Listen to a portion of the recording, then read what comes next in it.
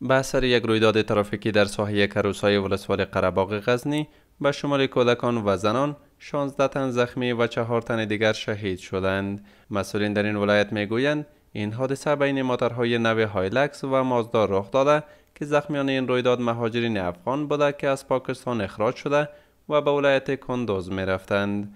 مسئولین صحی وضعیت زخمیان این رویداد را بهتر عنوان می کنند. نن د غزنی ولایت قره‌باغ ولسوالۍ د کروسای په ساحه کې یوه ترافیکي پیښه لرو چې هغه د یو تیز رفتار موټر او بل بارونکي موټر در مابین وسوه.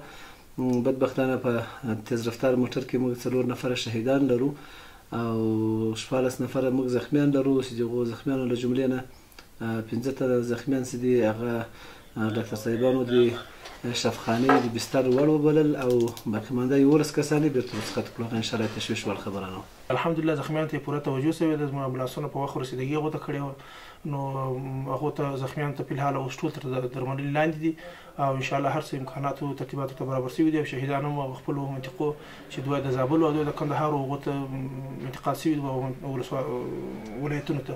از سوی هم زخمیان این حادثه از جریان وقوع این رویداد چنین میگویند. حادثه میتونه ما خود ما دستی شتگی بودیم بچه 24 نفر هستیم ما و جمعیت هستیم تا زن و بچه و خرد و کلان.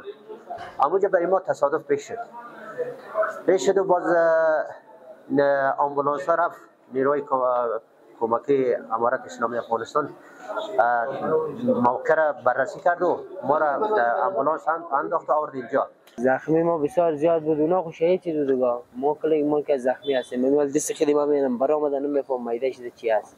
به گفته کارشناسان عوامل اصلی حوادث ترافیکی شامل نداشتن لیسنس، نداشتن کارت صحت، سرعت غیر مجاز و خستگی، نبود علائم ترافیکی و نقص وسایل نقلیه هستند.